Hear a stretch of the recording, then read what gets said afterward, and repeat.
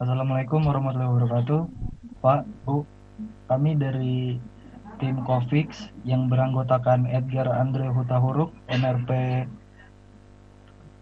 170166, Rimas M. Irfansyah 17019185, dan saya sendiri Hafid Firman Askalani, NRP 170195. Di sini kami membuat aplikasi bernama Covix. Oke, langsung saja. Yang pertama, contextual inquiry. Deskripsi aplikasi. Covix adalah sebuah aplikasi yang bertujuan untuk mengakomodasi kebutuhan masyarakat suatu daerah apabila terjadi protokol lockdown. Aplikasi ini merupakan sebuah platform di mana masyarakat dapat berbelanja kebutuhan sehari-hari seperti bahan pangan, obat-obatan, pakaian, dan berbagai kebutuhan sehari-hari.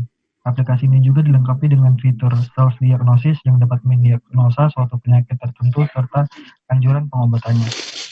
Fitur-fitur yang berada dalam aplikasi ini yaitu belanja pangan, belanja obat, diagnosa penyakit COVID, dan konsultasi dokter. UI yang akan direfurbish, kami akan membuat aplikasi ini sesimpel mungkin agar seluruh masyarakat Indonesia dapat dengan mudah menggunakannya. Task script-nya untuk mengonfirmasi ketidakefektifan di dalam UI aplikasi kami memberikan beberapa tugas untuk pengguna kami. Yang pertama, buka aplikasi Covix. Yang kedua, login ke aplikasi menggunakan akun Anda jika belum buat akun terlebih dahulu.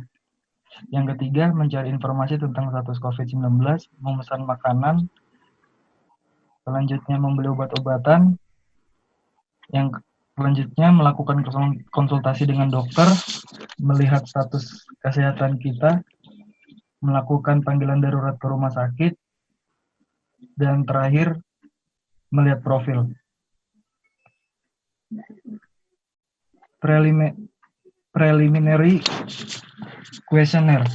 Yang pertama, apakah Anda mengetahui informasi PSBB? Iya, saya tahu. Yang kedua, untuk kondisi pandemi, apakah Anda lebih memilih belanja online? Ya, itu pasti. Barang apa saja yang Anda beli jika belanja online? Biasanya kebutuhan elektronik atau pakaian. Yang keempat, jika ada aplikasi khusus untuk memenuhi kebutuhan saat terjadi PSBB, apakah menurut Anda aplikasi tersebut sangat membantu? Pastinya sangat membantu, apalagi di masa-masa sulit seperti sekarang. Yang kelima, menurut Anda, fitur apa saja yang harus ada di aplikasi tersebut? Fitur kebutuhan primer terdekat dan restoran kecil yang membutuhkan peranan. Yang keenam, apakah Anda dapat mendiagnosis diri sendiri sebuah penyakit, khususnya gejala COVID-19? Bisa. Yang ketujuh, apakah ada saran lain untuk aplikasi ini? Sepertinya tidak. Deskripsi narasumber. Narasumber kami adalah seorang mahasiswa berusia 20 tahun dan sedang menerapkan PSBB sesuai anjuran pemerintah. Transkripnya yaitu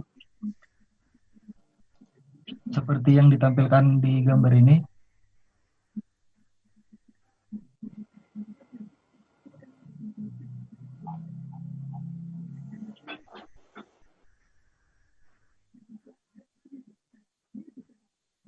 Contextual analysis.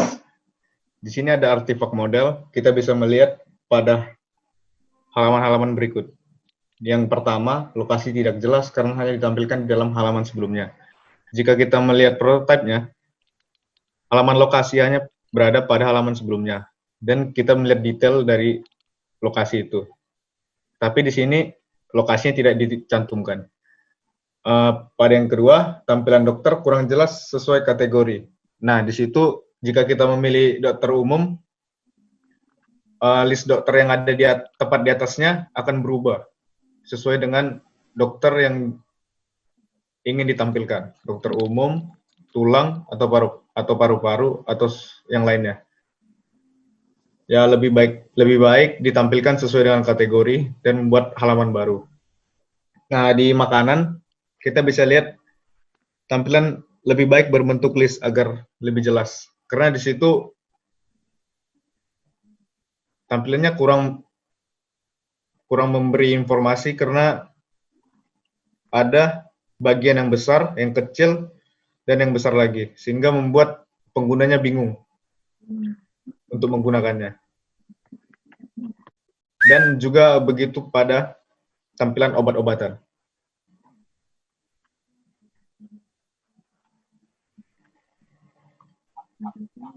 Di sini bisa kita lihat flow modelnya. User dapat mencari aplikasi ini di Google Play Store atau di Google Search. Dan user juga bisa menggunakannya, bisa menampilkan profil, menghubungi dokter terdekat, memeriksa kesehatan sendiri, mencoba konsultasi dengan dokter, dan sebagainya.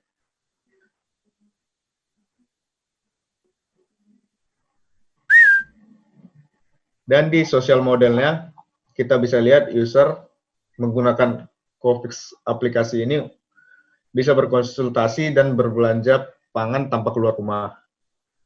Nah, di Google, user akan mendapat hasil pencariannya. Dan user akan merekomendasikan ke keluarga-keluarganya yang lain. Dan di sini do dan don't-nya.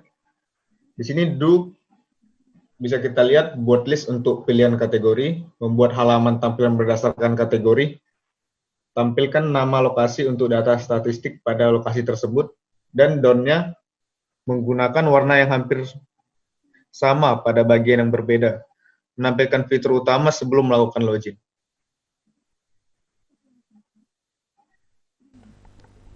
Oke. Selanjutnya adalah prototyping. Di sini kita membuat 3 buah versi pada awalnya. Versi yang pertama adalah seperti ini, di mana tombol loginnya terlalu kecil dan fitur-fiturnya di tengah. Terus pada versi kedua desainnya seperti ini, terdapat gambar quick login menggunakan quick login dan tombol skip, serta tampilan halaman utamanya yang seperti ini. Terus selanjutnya versi yang ketiga adalah halaman loginnya seperti ini, terdapat tombol login, statistik COVID, dan berita. Selanjutnya version differences. Version 1 pada versi pertama, ketika user membuka aplikasi akan langsung diarahkan pada halaman utama yang merupakan fitur-fitur aplikasi, dan ketika user login menggunakan fitur pada aplikasi, user akan diarahkan ke menu login. Pada versi kedua pengguna akan diarahkan bagaimana aplikasi ini bekerja dengan menampilkan slide-slide di awal membuka aplikasi. Setelah itu user akan diarahkan ke menu login, atau jika user tidak ingin mensinkronkan akunnya, user dapat menekan tombol skip dan langsung masuk ke menu login dan register. User bisa mensinkronkan akun dengan akun lain seperti Apple, Google, dan Facebook agar mendapat notifikasi tentang berita terkini. Setelah user sudah menyelesaikan autentikasi, maka menu utama pada aplikasi akan terbuka. Pada versi yang ketiga, user ketika membuka aplikasi langsung diarahkan ke menu yang berisi berita dan data-data COVID di dunia, Indonesia, dan di lokasi user tersebut. Lalu, user dapat login pada tampilan utama untuk mensinkronkan data user pada aplikasi. Selected Sketch and Design Rational. Kami memilih versi yang kedua karena pada versi yang kedua user diberikan pengalaman singkat yang akan didapat jika menggunakan aplikasi ini, dengan menampilkan berbagai slide-slide atau walkthrough screen dan membuat user menjadi lebih tertarik menggunakan aplikasi ini. Dan ketika membuka halaman login aplikasi, user tidak kebingungan untuk mencari menu login untuk menggunakan aplikasi. Selanjutnya, Adobe XD Prototype. Link prototype-nya adalah sebagai berikut, dan YouTube link sementara belum kita taruh karena masih dalam proses recording. Selanjutnya, Usability Evaluation. Kami menggunakan sistem Usability Scale atau SUS untuk mengukur kebergunaan aplikasi yang kami buat. Sedangkan kuesioner yang digunakan adalah sebagai berikut. Selanjutnya, menggunakan rumus skor SUS, maka didapat hasilnya sebagai berikut, di mana rata-ratanya adalah 80. Karena nilai akhir 80, maka kami menganggap aplikasi ini layak untuk digunakan oleh masyarakat. Sekian presentasi dari kelompok Covix. Atas perhatiannya kami ucapkan terima kasih. Assalamualaikum warahmatullahi wabarakatuh.